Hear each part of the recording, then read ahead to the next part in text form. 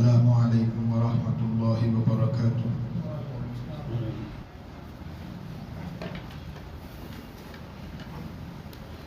الحمد للہ نحمده ونستعینه ونستغفره ونؤمن به ونتوکل علیہ ونعوذ باللہ من شرور انفسنا ومن سیئات اعمالنا، من يهده الله فلا مضل له ومن يضلله فلا هادي له، ونشهد أن لا إله إلا الله وحده لا شريك له، ونشهد أن سيدنا ونبينا ومولانا محمدا عبده ورسوله، أما بعد۔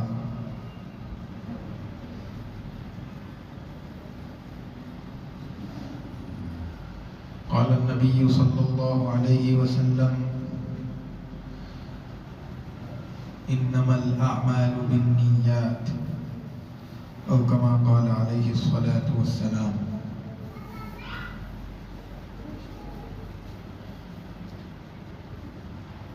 معزز سامعین اکرام،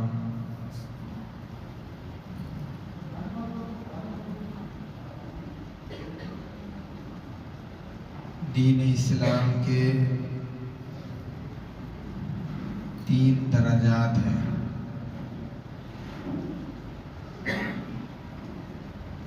اور آدمی ان تینوں پر عمل کرنے کے ذریعے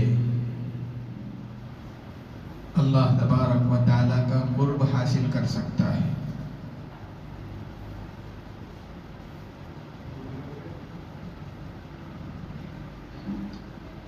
پہلا درجہ علم کا حاصل کرنا۔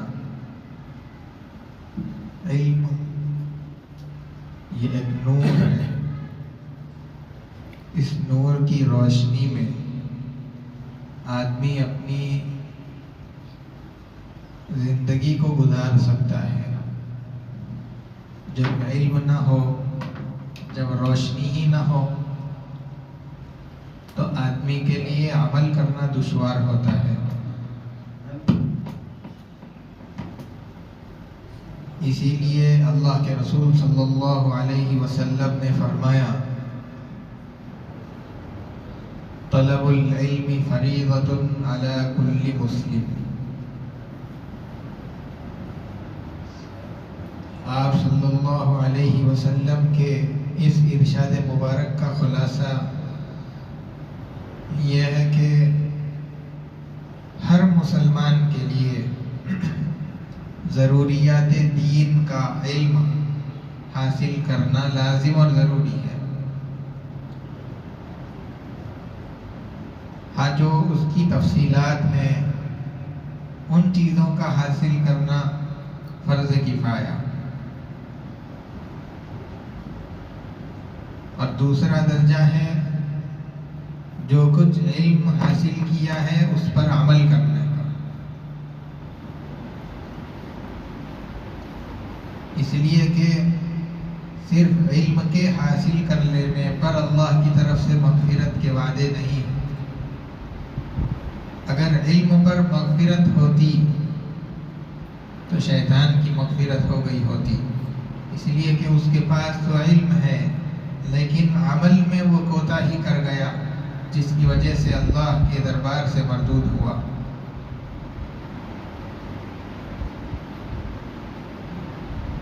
اسی لیے آدمی کو جو علم حاصل ہو جائے اس پر عمل ضروری ہے۔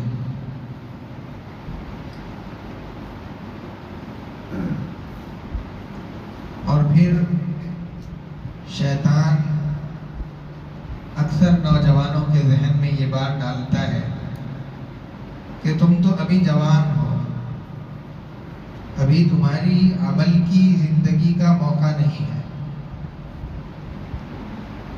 ابھی تمہاری عمر عمل کی نہیں، تم کو تو بہت ساری دنیا دیکھنی باقی ہے۔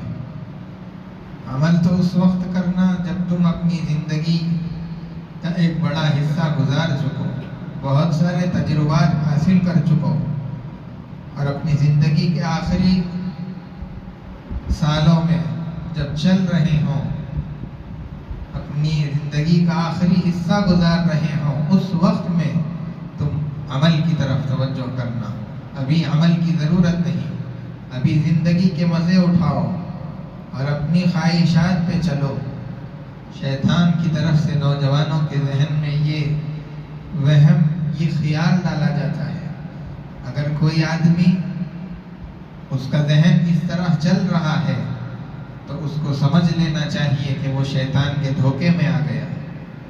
بلکہ آدمی کے لیے صحیح طریقہ یہ ہے کہ جہاں کہیں کسی چیز کا علم حاصل ہو جائے تو فوراً اس پر عمل شروع کر دینا چاہیے۔ اس کے ذریعے سے آدمی اپنے علم پر عمل کرنے والا بن جائے گا۔ اور تیسرا درجہ اپنے اعمال کے اندر اخلاص کے پیدا کرنے کا ہے، اس لیے کہ اعمال آدمی کتنے ہی کرتے رہے، عمل کے اندر وزن اسی وقت پیدا ہو سکتا ہے جبکہ اس کے اندر اخلاص ہو۔ آدمی کی نیت پر عمل کے اندر اخلاص پیدا ہوتا ہے۔ اسی لیے اللہ کے رسول صلی اللہ علیہ وسلم نے فرمایا انما الاعمال بالنیات، عمل کا جو دار و مدار ہے وہ آدمی کی نیتوں پر ہے۔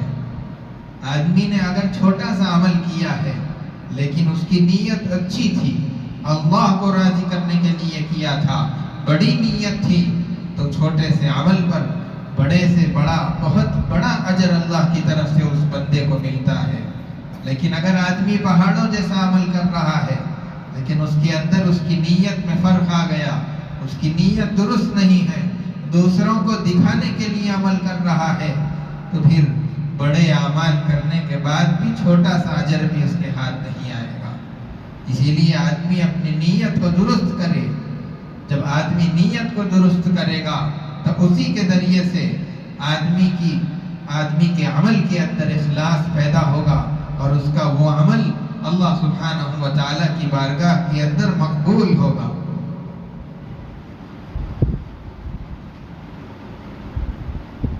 آدمی اپنے عمل کے اندر اخلاص کے پیدا کرنے کے ساتھ ساتھ اپنے عمل کو ریاکاری سے بھی بچائے۔ ریاکاری مطلب اپنے عمل کو دوسروں کو دکھلانے کے لیے نہ کرے، بلکہ اللہ سبحانہ و تعالیٰ کو دکھلانے کے لیے، اس کو خوش کرنے کے لیے، اس کی رضا حاصل کرنے کے لیے آدمی اعمال کو کرے۔ حضرت عبداللہ ابن مبارک رحمۃ اللہ علیہ فرماتے ہیں کہ ایک آدمی ہوتا ہے جو کعبۃ اللہ کا غلاف پکڑ کر کے اللہ سے دعائیں مانگ رہا ہوتا ہے، لیکن وہ اپنے عمل کو خراسان والوں کو یا پھر اپنے وطن والوں کو دکھانا چاہتا ہے۔ لوگوں نے پوچھا کہ وہ تو کعبۃ اللہ کا غلاف پکڑے ہوئے ہے، پھر وہ اپنے علاقے والوں کو اپنا عمل کیسے دکھلا سکتا ہے؟ حضرت عبداللہ ابن مبارک رحمۃ اللہ علیہ نے فرمایا کہ اس دعا کے مانگتے وقت میں اس کے دل میں یہ خواہش ہوتی ہے، یہ تمنا ہوتی ہے کہ کاش میرے علاقے والے مجھے اس حالت کے اندر دیکھتے کہ یہ آدمی کس طریقے سے کعبۃ اللہ کا غلاف پکڑ کر کے اللہ سے دعائیں مانگ رہا ہے۔ اس کے دل میں یہ تمنا جب پیدا ہو گئی تو اس کا یہ عمل، کعبۃ اللہ کے غلاف کو پکڑ کر کے دعائیں مانگنے والا جو کام یہ کر رہا ہے، اب یہ اللہ کے لیے نہیں رہا بلکہ یہ اپنے ہم وطنوں کو دکھانے کے لیے جو کر رہا ہے ان کے لیے ہو گیا۔ تو آدمی اپنے اعمال کے اندر اخلاص پیدا کرے۔ ایک بزرگ فرماتے ہیں کہ جب کوئی آدمی اپنے اعمال کے اندر ریاکاری کرتا ہے، دوسروں کو دکھلانے کے لیے کام کرنے لگتا ہے، اللہ سبحانہ و تعالی فرشتوں سے کہتے ہیں کہ اس بندے کو دیکھو میرے ساتھ ٹھٹا اور مذاق کر رہا ہے۔ اسی لیے آدمی اپنے اعمال کو ریاکاری سے بچائے۔ بڑے سے بڑے اعمال بھی اگر کر کے ریاکاری کے ساتھ قیامت میں لے جائیں گے، حشر کے میدان میں اس کا کوئی وزن نہیں ہوگا، وہ اعمال بے قیمت رہیں گے، اللہ سبحانہ و تعالیٰ کے دربار میں اس کی قبولیت نہیں ہوگی۔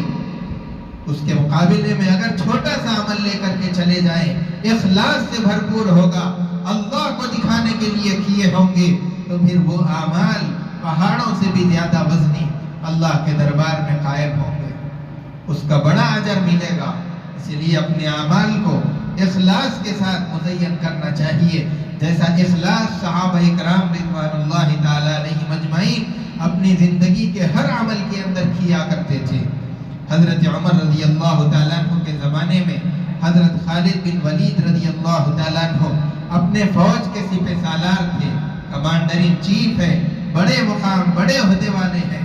حضرت عمر رضی اللہ تعالیٰ عنہ نے ان کو خط لکھا، خط کے اندر لکھ دیا کہ یہ خط پہنچنے کے ساتھ ہی آپ اپنے عہدے سے نیچے آ جائیے، آپ کو معزول کر دیا جا رہا ہے، آپ چاہتے ہیں تو مدینہ واپس آ کر کے شہر کے اندر رہنا شروع کر دیجئے، اور اگر چاہتے ہیں تو ایک عام فوجی کی طرح فوج میں شامل ہو کر کے دشمنوں سے مقابلہ کر سکتے ہیں۔ اس عہدے سے آپ کو معزول کر دیا گیا ہے۔ جیسے ہی وہ خط پہنچا انہوں نے اپنا عہدہ چھوڑ دیا، عام فوجی کی طرح سے فوج کے اندر شامل ہو گئے اور دشمنوں سے مقابلہ کرنے لگے۔ بعد میں لوگوں نے ان سے پوچھا کہ ایک زمانے کے اندر آپ جس فوج کے امیر تھے، بعد میں چل کر کے ایک خط کی وجہ سے جب آپ کو معزول کیا گیا تو عام فوجی بن کر کے اسی فوج میں رہ کر کے دشمنوں سے مقابلہ کرنا آپ کے لیے مشکل کام رہا ہوگا۔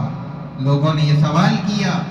حضرت خالد بن ولید رضی اللہ تعالیٰ عنہ نے کہا کہ میرے لیے معزول ہونے کے بعد عام فوجی کی طرح سے لڑنا، مقابلہ کرنا کوئی مشکل کام نہیں تھا، اس لیے کہ سپہ سالار ہونے کے وقت میں جس پروردگار کو راضی کرنے کے لیے دشمنوں سے مقابلہ کر رہا تھا اور جس کو راضی کرنے کے لیے میں دشمنوں کا سامنا کر رہا تھا، ایک عام فوجی ہونے کے بعد بھی میں اسی مالک کو راضی کرنا چاہتا تھا۔ تو میں جس نیت کے ساتھ سپہ سالار ہونے کے وقت میں مقابلہ کرتا تھا، میری نیت عام فوجی ہونے کے بعد بھی وہی تھی، اسی لیے مجھے یہ کام مشکل نہیں دکھا۔ ایسا اخلاص اور اپنے عمل پر جماؤ، باقی رہنا، اللہ کی رضا کے لیے، اللہ کو خوش کرنے کے لیے، اس پروردگار کی خوشنودی کے حاصل کرنے کے لیے اعمال صحابہ اکرام رضوان اللہ تعالی علیہم اجمعین کی زندگی کے اندر۔ اور پھر جب کوئی مخلص آدمی کوئی عمل شروع کرتا ہے تو اللہ تبارک و تعالی اس کی مدد فرماتے ہیں اور اس کے کام کو انجام تک پہنچاتے ہیں، اختتام تک اس کے کام کو لے کر جاتے ہیں۔ ایسا نہیں ہوتا، دیکھنے میں تو یہ نظر آتا ہے کہ یہ کام رک جائے گا، یہ کام تکمیل تک نہیں پہنچے گا اور یہ کام بہت زیادہ سست چل رہا ہے، لیکن اللہ تبارک و تعالی اختتام تک اس مخلص کے کام کو پہنچاتا ہے۔ حضرت علی رضی اللہ تعالیٰ عنہ ایک مرتبہ دشمن سے مقابلہ کرتے ہوئے اس کے سینے پر بیٹھ گئے اور قریب تھا کہ اس کو قتل کر دیتے۔ اچانک اس نے حضرت علی رضی اللہ تعالیٰ عنہ کے چہرے پر تھوک دیا، بس اس کا تھوکنا تھا۔ حضرت علی رضی اللہ تعالیٰ عنہ اس کے اوپر سے دور ہو گئے، ہٹ گئے، اس کو چھوڑ دیا۔ وہ دشمن بڑا حیران ہوا، اس نے پوچھا کہ جب تم مار رہے تھے میں نے تمہارے چہرے پر تھوک دیا، تو ہونا تو یہ چاہیے تھا کہ تم مجھے اور دشمنی کے ساتھ مارتے۔ حضرت علی رضی اللہ تعالیٰ عنہ نے کہا کہ پہلے میں جو تم کو مار رہا تھا تمہاری اسلام دشمنی کی وجہ سے، اللہ کی خوشنودی کے لیے، اللہ کو راضی کرنے کے لیے اور اسی کو دکھلانے کے لیے مار رہا تھا، لیکن جب تم نے میرے چہرے پر تھوک دیا تو اب اس کے اندر میری دشمنی، میرا نفس شامل ہو گیا، میں اپنے نفس کے لیے تم کو مارنا نہیں چاہتا، اسی لیے میں یہاں سے ہٹ گیا۔ جب اس نے حضرت علی رضی اللہ تعالیٰ عنہ کا یہ اخلاص دیکھا اور ان کا یہ اللہ کو راضی کرنے والا جذبہ دیکھا، اللہ تبارک و تعالیٰ نے حضرت علی رضی اللہ تعالیٰ عنہ کے اس اخلاص کی برکت سے اس آدمی کو ایمان سے سرفراز کر دیا اور وہ مسلمان ہو گیا حضرت علی رضی اللہ تعالیٰ عنہ کے اس ایک عمل کی وجہ سے۔ تو آدمی کے اخلاص کے اندر یہ طاقت ہوتی ہے، یہ قوت ہوتی ہے کہ جب وہ کوئی کام شروع کرتا ہے تو اللہ تبارک و تعالی اس کام کو انجام تک پہنچا کر رہتے ہیں۔ ابن عقیل رحمۃ اللہ علیہ وہ فرماتے ہیں، اپنا قصہ خود بیان کرتے ہیں کہ میں بہت غریب اور فقیر آدمی تھا، بہت ضرورت مند تھا، میں طواف کرنے کے لیے کعبۃ اللہ چلا گیا۔ جب میں وہاں طواف کرنے لگا ایک قیمتی ہار مجھے پڑا ہوا وہاں مل گیا، پتہ نہیں کس کا تھا، مجھے ضرورت تھی پیسوں کی، میرے نفس نے یہ کہا کہ اچھا موقع ہے، کسی کو پتہ نہیں کہ ہار تم کو ملا ہے، تم یہ چیز رکھ لو، لیکن اندر سے ایمان نے یہ بات ان سے کہی اور ان کو اس بات پر ابھارا کہ نہیں، شریف آدمی کا یہ کام ہوتا ہے کہ جس کی جو چیز ہو اس کو واپس کر دینی چاہیے۔ یہ کہہ کر کے وہ ایک اونچے مقام پر کھڑے ہو گئے، جا کر کے اعلان کر دیا کعبۃ اللہ کے قریب میں کہ جس کا ہار گما ہو وہ آ کر کے میرے پاس سے لے لے۔ تھوڑی دیر کے بعد میں ایک نابینا آدمی ان کے پاس میں آیا، اور آنے کے بعد میں اس نے کہا کہ وہ ہار میرا ہے، میرے تھیلے میں سے گر گیا تھا۔ اب ان کا نفس اندر سے اور ان کو ملامت کرنے لگا کہ یہ ہار تھا بھی تو ایک نابینا آدمی کا تھا، اگر تم رکھ بھی لیتے تو اس اندھے آدمی کو کیا پتا چلتا کہ ہار کس نے لیا ہے۔ لیکن انہوں نے وہ ہار واپس کر دیا۔ وہ نابینا دعائیں دیتے ہوئے وہاں سے رخصت ہو گیا۔ اب یہ طواف کر کے کسی ایک علاقے میں چلے گئے اور اللہ سے دعائیں بھی کرتے تھے کہ اے اللہ میرے لیے روزی کے دروازے کھول دیجئے، رزق کا بندوبست کر دیجئے۔ اس طریقے سے دعائیں کرتے ہوئے ایک علاقے کے اندر جب پہنچے، وہاں پر نماز کا وقت ہو گیا۔ پتہ چلا کہ مسجد کے جو امام تھے نماز پڑھانے والے، چند دن پہلے ان کا انتقال ہو گیا ہے، اور لوگوں نے جب ان کو دیکھا تو ان سے کہا کہ آپ آگے بڑھ کر کے نماز پڑھائیے۔ انہوں نے جب نماز پڑھائی، علاقے والوں کو ان کا نماز پڑھانا پسند آیا۔ ان لوگوں نے کہا کہ آپ یہاں پر نماز پڑھانے کو قبول کر لیجئے، یہ ذمہ داری آپ لے لیجئے۔ انہوں نے سوچا کہ ذمہ داری بھی ہو جائے گی اور روزی کا رزق کا ایک بندوبست بھی ہو جائے گا۔ انہوں نے کہا کہ میں امامت کرنے کے لیے تیار ہوں۔ اب نمازیں پڑھانے لگے۔ چند دن گزرنے کے بعد میں محلے والوں نے امام صاحب کے پاس آ کر کے یہ کہا کہ جو پہلے والے امام صاحب تھے ان کی ایک نوجوان بیٹی ہے جو شادی کے قابل ہو گئی ہے، اور ان کے والد نے یہ وصیت کی تھی کہ کوئی نیک صالح آدمی کو دیکھ کر کے میری بیٹی کا اس سے نکاح کر لو۔ چنانچہ یہ انہوں نے ہاں کر دی اور ان دونوں کا نکاح کر دیا گیا۔ چند دن کے بعد میں انہوں نے اپنی اہلیہ کے گلے کے اندر وہی ہار دیکھا جو کعبۃ اللہ کے سامنے حتیم میں طواف کرتے ہوئے ان کو مل گیا تھا۔ اب یہ بڑے پریشان ہوئے اور اپنی گھر والی سے پوچھتے ہیں کہ یہ ہار تمہارے پاس کہاں سے آیا؟ اس نے بتایا کہ یہ میرے والد نے مجھے دیا تھا اور یہ میرے والد کا ہے۔ تو انہوں نے اس سے یہ کہا، اپنی بیوی سے کہا کہ میں نے یہ ہار اٹھا کر کے اس بوڑھے کو دیا تھا جو نابینا تھا۔ اس عورت نے بتایا کہ وہ جو بوڑھا آدمی تھا وہ میرا باپ تھا۔ اس طریقے پر اللہ تعالیٰ نے تمہاری بھی دعا قبول کی اور میری بھی دعا قبول کر لی، میرے والد کی دعا قبول کی۔ بات سمجھ میں نہیں آئی۔ انہوں نے پوچھا کہ تم کیا کہہ رہی ہو؟ اس عورت نے بتایا کہ تم نے بھی ایک دعا کی تھی کہ اللہ روزی کے دروازے کھول دے، نتیجے میں اللہ نے تم کو گھر بھی دلا دیا، گھر والی بھی دلا دی، اور روزی کے دروازے بھی تمہارے لیے کھول دیے۔ اور میرے باپ نے ایک دعا مانگی تھی کہ اے اللہ جس امین آدمی نے، امانت دار نے میرا ہار اٹھا کر کے مجھ تک پہنچایا ہے، ایسا نیک صالح اور متقی آدمی میری بیٹی کے شوہر کے طور پر اے اللہ تو عطا فرما دے۔ نتیجتاً تم میرے نکاح کے اندر شوہر بن کر کے آئے ہو۔ تو اس طریقے پر اللہ تبارک و تعالیٰ نے ایک مخلص کی، ایک اخلاص پر ہونے والے عمل کے نتیجے کے اندر دونوں کی دعاؤں کو قبول فرمایا، اس آدمی کی بھی دعا کو اور اس نابینا بوڑھے آدمی کی بھی دعا کو قبول فرمایا۔ تو اخلاص کے ساتھ جو اعمال ہوتے ہیں اس کے اندر اللہ تبارک و تعالیٰ کی مدد شامل حال ہو جاتی ہے۔ جو آدمی ریاکاری کرتا ہے، اللہ والوں نے اس کی 3 علامتیں بتائی ہے۔ ایک تو یہ ہے کہ خلوت کے اندر سستی اور جلوت کے اندر چستی کرتا ہے۔ جب لوگ دیکھتے ہیں تو بڑے اخلاص کے ساتھ میں، اہتمام کے ساتھ میں نمازیں پڑھتا ہے، اعمال ایسے کرتا ہے دوسروں کو دکھانے کے لیے، لیکن جب خلوت میں ہو، تنہائی میں ہو، اکیلے میں ہو تو نمازوں کا کوئی حال، کیا حال ہوتا ہے؟ بڑی تیزی کے ساتھ میں رکوع سجدہ بھی صحیح نہیں کرتا، قرات بھی بڑی تیزی کے ساتھ میں جلدی جلدی کر کے نمازوں کو مکمل کرتا ہے۔ اس طریقے پر یہ ایک علامت ریاکاری کی بتائی۔ دوسری یہ کہ وہ آدمی جب کوئی عمل کرتا ہے تو تعریف کی توقع رکھتا ہے کہ لوگ سن کر کے میری تعریف کریں۔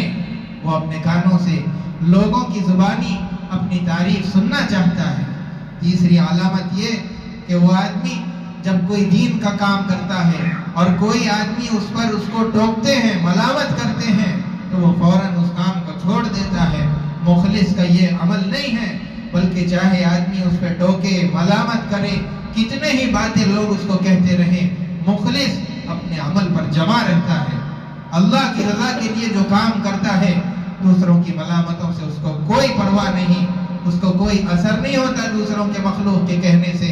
وہ اللہ کو دکھانے کے لیے جو کام کر رہا ہے وہ اس کو ہمیشہ جاری رکھتا ہے، لوگوں کے کہنے کا اثر نہیں لیتا۔ آدمی ان 3 چیزوں سے اپنے اعمال کو پاک رکھے، اخلاص اپنے عمل کے اندر پیدا کرے۔ الناس كلهم هالكون الا العالمون، سارے کے سارے لوگ ہلاک ہو جائیں گے سوائے علم والے۔ والعالمون كلهم هالكون الا العاملون، اور علم والے بھی سب ختم ہو جائیں گے سوائے عمل والوں کے، اور عمل والے بھی ختم ہو جائیں گے سوائے اخلاص والوں کے، اور اخلاص والے بھی بڑے بڑے خطرے کے اندر ہیں۔ اس لیے کہ اخلاص یہ عمل کے اندر سب سے اخیر میں آتا ہے اور سب سے پہلے چلا جاتا ہے۔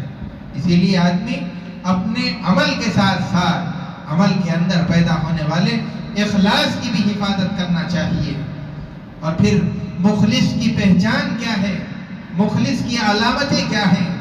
ایک مرتبہ حضرت ابواللیث سمرقندی رحمۃ اللہ علیہ کے پاس لوگ جمع ہوئے، ان سے پوچھنے لگے کہ مخلص کی کیا علامت ہے، اس کو کس طریقے سے پہچانا جائے؟ انہوں نے بتایا کہ تم نے چرواہے کو دیکھا جو بکریوں کو چراتا ہے، جب وہ بکریوں کے درمیان کبھی نماز پڑھنے کے لیے کھڑے ہو جائے تو کیا وہ اپنے بکریوں سے توقع رکھتا ہے کہ یہ میری تعریف کریں گے؟ لوگوں نے بتایا کہ نہیں، بکریوں سے اس کو کوئی توقع نہیں ہوتی کہ یہ بکریاں میری تعریف کریں گے۔ انہوں نے کہا کہ مخلص کا بھی یہی حال ہوتا ہے، جب وہ لوگوں کے درمیان عبادت کے لیے کھڑا ہو جائے تو اطراف میں جو بیٹھے کھڑے لوگ ہیں ان لوگوں سے اس مخلص کی کوئی توقع اور کوئی تعلق نہیں ہوتا، کوئی تمنا اس کے دل کے اندر نہیں ہوتی کہ یہ لوگ میری تعریف کریں۔ مخلص کی یہ پہچان ہوتی ہے۔ اسی لیے اخلاص یہ ایک بہت بڑی دولت ہے، اللہ تبارک و تعالیٰ سے اخلاص کو مانگنا چاہیے۔ اخلاص والے یہ ہدایت کے چراغ ہیں۔ فتنوں کی تاریکی کے اندر یہ اس طریقے سے نکل جاتے ہیں جس طریقے سے بال مسکے کے اندر سے نکل جاتا ہے، اس کو کوئی اثر فتنوں کا نہیں ہوتا۔ اسی لیے اپنے اندر اخلاص آدمی پیدا کرے، اس کے ذریعے سے عمل بھی اللہ سبحانہ و تعالیٰ کی بارگاہ کے اندر قبول ہوں گے اور پھر اس کے اعمال وزنی بنیں گے۔ اسی لیے ہر آدمی یہ کوشش کرے کہ جو بھی عمل کرے چھوٹا ہو یا بڑا، محض اللہ کی رضا کے لیے، اللہ کو دکھانے کے لیے، اس کی خوشنودی کے لیے اخلاص کے ساتھ میں عمل ہونا چاہیے۔ اللہ سبحانہ و تعالی ہم تمام کو اخلاص کی دولت سے مالا مال فرمائے، ریاکاری سے ہم سب کی حفاظت کرے۔ وصلی اللہ وسلم علی سیدنا محمد وعلی آلہ وصحبہ اجمعین، وآخر دعوانا الحمدللہ رب العالمین۔ جو حضرات سنت نہیں پڑھے سنت پڑھ لیجیے۔